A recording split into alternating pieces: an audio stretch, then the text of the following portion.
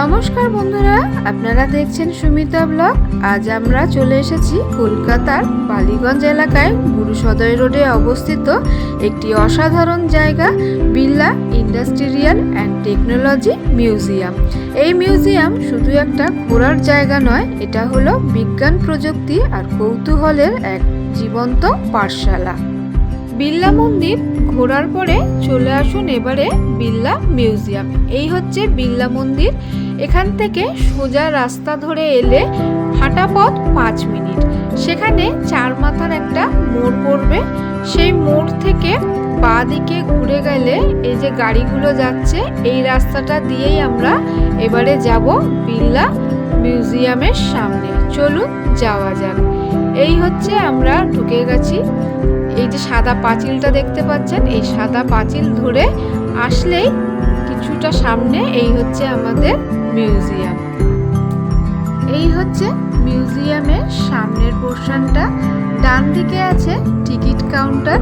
এখান থেকে টিকিট কেটে তবেই কিন্তু ঢুকতে পারবেন। আর এখানে সমস্ত টাইম কি কি শো আছে সমস্ত কিছুই ডিটেলস দেওয়া আছে।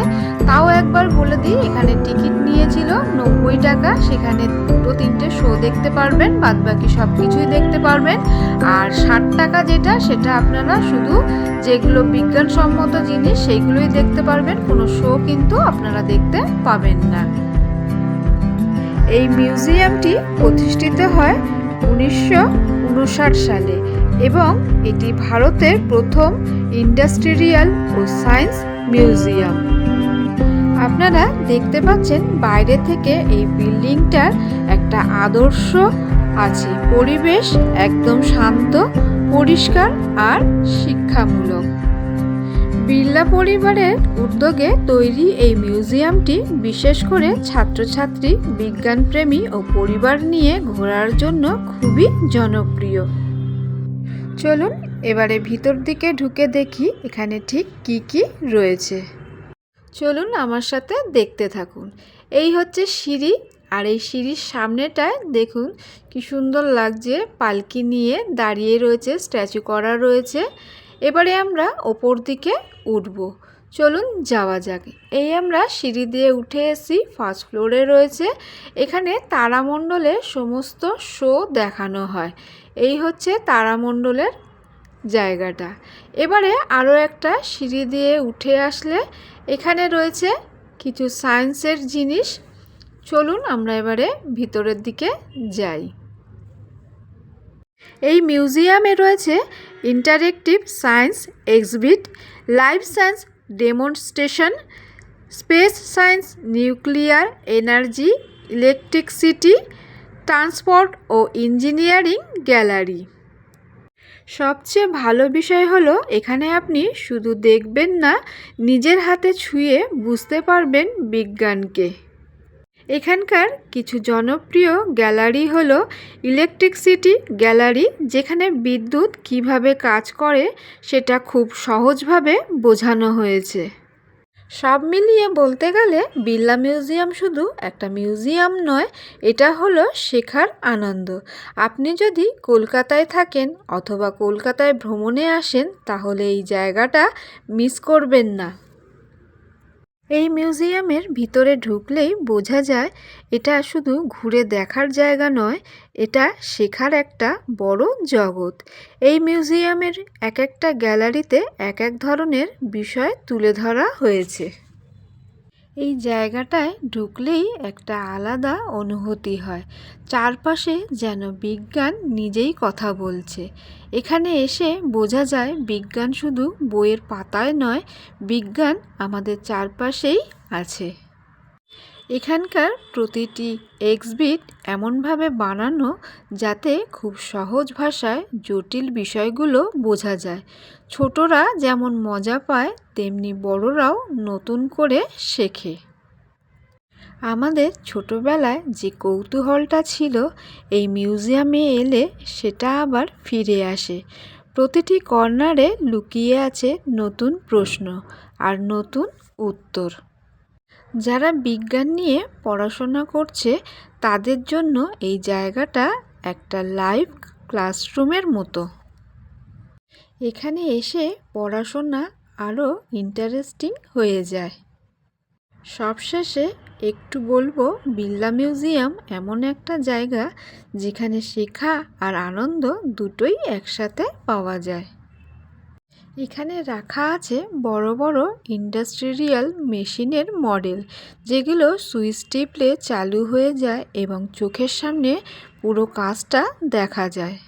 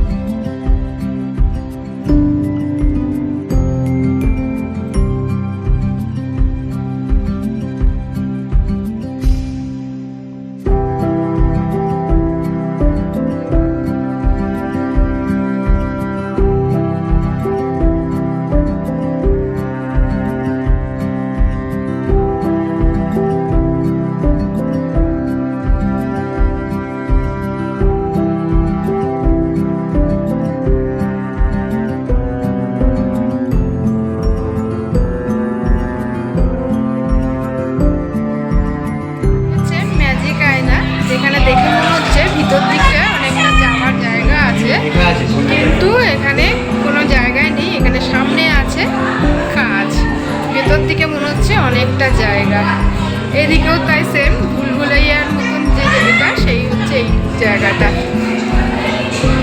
আপনারা অবশ্যই এখানে আসবেন, খুব ভালো লাগবে। সারাটা দিন কিভাবে কেটে যাবে, এখানে অনেক কিছু দেখার মতন আছে। ফান, মজার আয়না,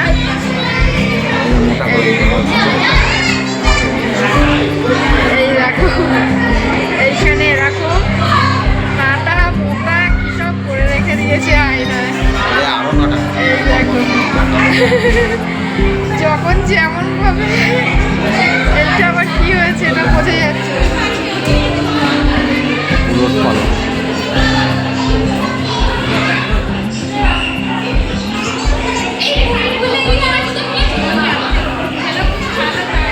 এটা হচ্ছে উল্টো আয়না, নতুন দাবা রয়েছে। আর এইখানে এরকম দেখো তো পারো করা আছে, এই গোলটা দিয়ে এরম ভাবে এটাকে আনতে হবে আছে। এবারে এইখান থেকে নিয়ে যেতে হবে। কাজ করবে না, হ্যাঁ নিয়ে কাজ কাজ হয়ে যাচ্ছে। আরে হাত ভারী হয়ে যাচ্ছে তো, এটা সেইভাবেই করা আছে। আচ্ছা হাত ভারী হয়ে যাচ্ছে। বাচ্চাদের জিনিস রাখা আছে, সামনে আছে রোবট, এই হচ্ছে রোবট।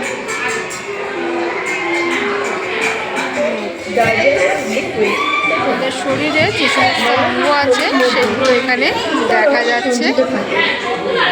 এই হচ্ছে আমাদের মাথার ভিতরে কি কি আছে এখানে সমস্ত আপনারা খুলেই এইভাবে দেখতে পারবেন। এই হচ্ছে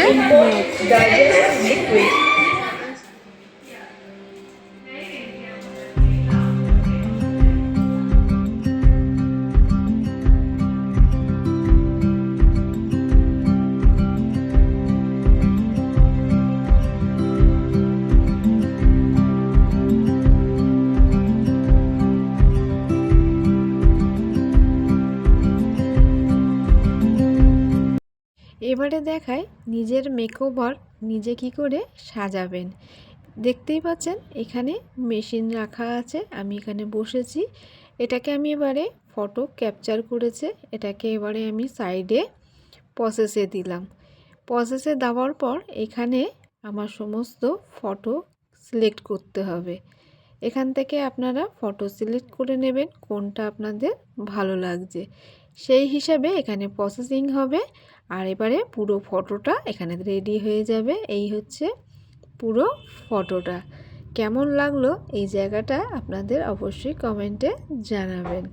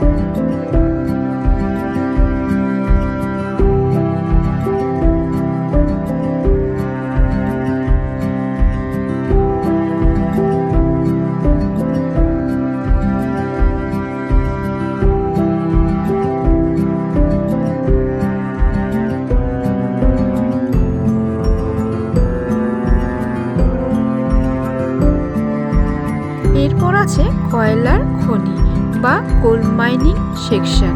এই অংশটায় খুব সুন্দরভাবে দেখানো হয়েছে কয়লা কিভাবে মাটির অনেক নিচ থেকে তোলা হয়, কী ধরনের যন্ত্রপাতি ব্যবহার করা হয়, আর শ্রমিকদের জীবন কতটা ঝুঁকিপূর্ণ। এই অংশটায় এলে মনে হয় আমরা যেন সত্যিই একটা কয়লার খনির ভিতরে ঢুকে পড়েছি। চারপাশে অন্ধকার পরিবেশ, কয়লার খনি, কাজ করা শ্রমিকদের জীবন, সবকিছু খুব বাস্তবভাবে তুলে ধরা হয়েছে। এখানে আপনারা দেখতে পাচ্ছেন কয়লা কিভাবে মাটির নিচ থেকে উত্তোলন করা হয় আর সেই কাজেই ব্যবহৃত হয় বড় বড় ইন্ডাস্ট্রিয়াল মেশিন। সবচেয়ে ইন্টারেস্টিং বিষয় হলো এই মেশিনগুলো শুধু দেখার জন্য নয়। আপনি যদি এই সুইচটা টেপেন তাহলে চোখের সামনেই মেশিনগুলো নড়াচড়া করতে শুরু করবে। কনভেয়ার বেল্ট চলছে, বিল্ডিং মেশিন ঘুরছে, আর কয়লা এক জায়গা থেকে অন্য জায়গায় কিভাবে পৌঁছায় সবকিছু লাইভ ডেমনস্ট্রেশনের মতো দেখা যায়।